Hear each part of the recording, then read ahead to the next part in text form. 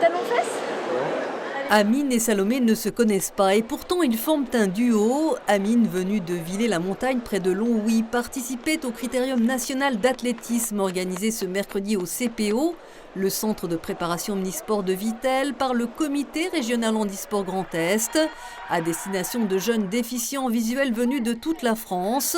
Le jeune homme a des difficultés à percevoir les distances.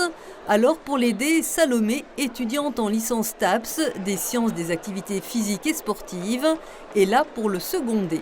Je lui donne quelques petits conseils, des exercices, parce que vu qu'il va faire du sprint, je lui fais courir de plus en plus vite pour sa course. La difficulté, c'est quand on doit s'arrêter, quand on est à l'arrivée. Qu'est-ce que vous aimez dans la course?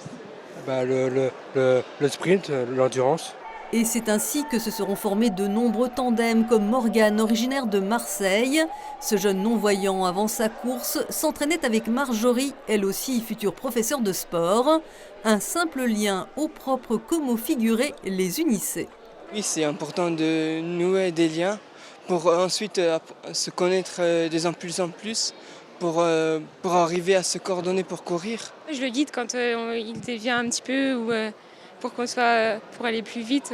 Voilà. On essaye de s'entraider.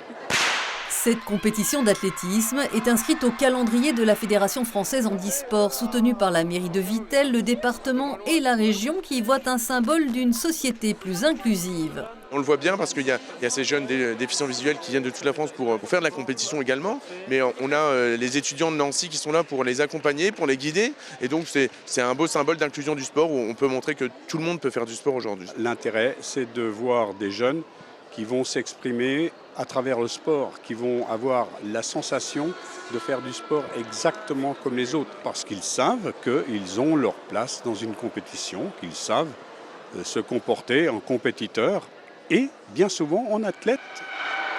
Cette année, une soixantaine de jeunes aura participé à ce critérium, s'affrontant sur 3 disciplines sur la base d'un triathlon, et en 34 éditions, le comité régional handisport aura parfois repéré de futurs champions comme la spinalienne Tiffany Legette, aujourd'hui sprinteuse multiprimée qui avait débuté à Vittel. Aldemar, le Vosgien, lui aussi rêve de podium. Le sport occupe une place très importante dans sa vie pour dépasser le handicap.